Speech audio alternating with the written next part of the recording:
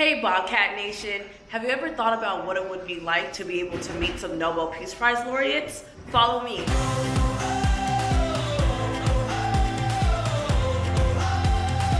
We are about to board the plane. I'm so excited. And I'm really excited. I'm so excited. How you feeling, Laomi? I'm so excited for this trip.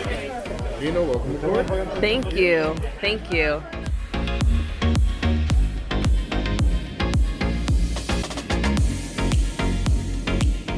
We are here in Merida, Mexico. So this is our hotel. We will be having dinner, and then we get to have some free time. So we're walking over to the hotel room.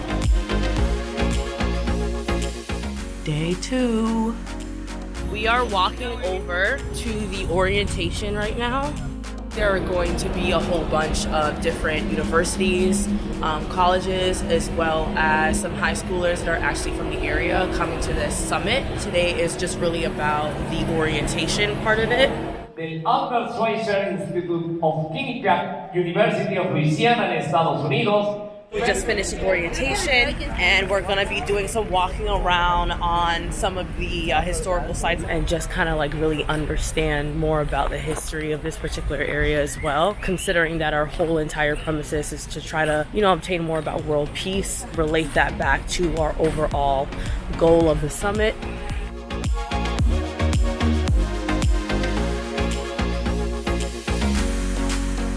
Good morning. So today is the first day of the summit. There's going to be a panel, and then we're going to break it down into 2 different workshops that we have. So I think it's going to be really cool to try to see like the other Nobel Peace Prize laureates and to hear different methods that they're going to suggest to us, the youth, about engaging in global peace.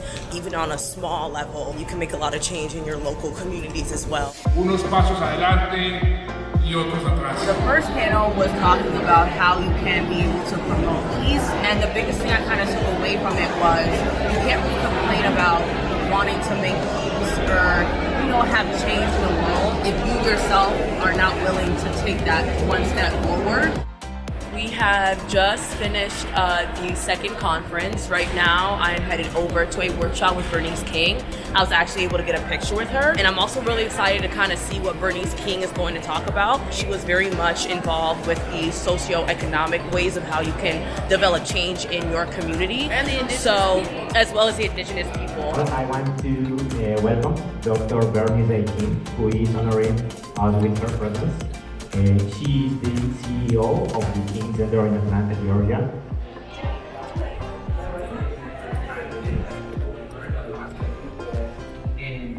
What is peace?